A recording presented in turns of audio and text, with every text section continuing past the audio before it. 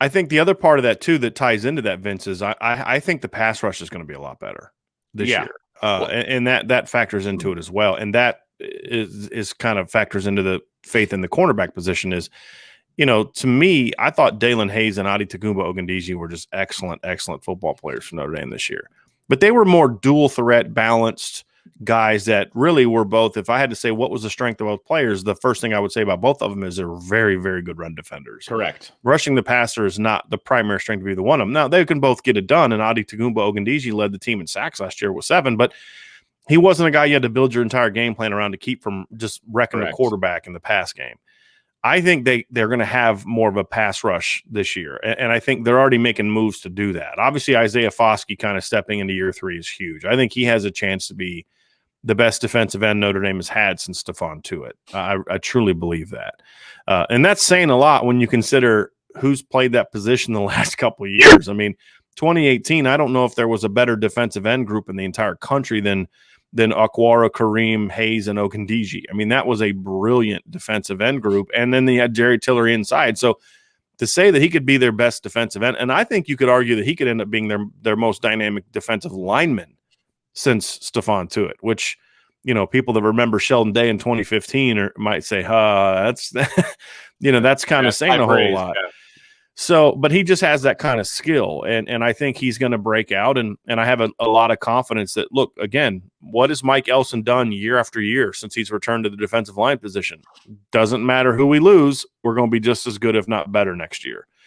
And he's never had a ball of clay like Isaiah Foskey. Yeah. I think the move of Myron Tungavaloa to defensive end, which we talked about on our insider feature, is going to also benefit the defense. And I think because it's going to allow Jason Adamiola and Riley Mills to get a lot more playing time. And I think those are two of your best playmakers. I mean, look, it's really funny when you look at Jason Adamiola, Vince. In 2018 and 2019, they asked him to be primarily a run defender, and he graded out by Pro Football Focus as their best run defender. In 2020, they decided to not use him as a run defender, to use him as a pass rusher, and he was their best interior pass rusher. So I think now that he's a senior, he's stepping into a situation where they're making this move with Myron Tungavaloa-Mosa, partly to get him at a position where he can better fit, but also because I think it's because you want to get more playmakers inside. You have to have playmakers up the middle. And if we could find a deficiency in the defense the last couple of years outside of corner last year, but the last 2 years, the defensive tackles have done a lot of good things, but they don't make a lot of plays on the ball. Yeah. And I think that it's hurt them at times in some of the bigger games. Now with Jason Adamiola playing more, if Riley Mills gets a chance to play more, maybe we see some Gabriel Rubio at 3 technique in the nose as well in the rotation role. I think you have more playmakers up the middle now. Okay. And I think allowing them to control the 3 technique with Myron at that strong side end where he's setting the edge and playing the run and doing those kind of things. And then you start thinking about what is it going to look like when they go 3 down, and you have Jason Adamiola as the strong side end and Isaiah Foskey as the weak side end, and you still like it. So I think we're going to see more playmaking from the defensive line. I think the scheme is going to put them in position to make more plays as well. I don't think that was always and I'm not knocking Clark Lee for doing it. They both work. I mean, there's great defenses that ask their D linemen to kind of eat up gaps. That's fine. Alabama's does that with all their 5-star defensive linemen.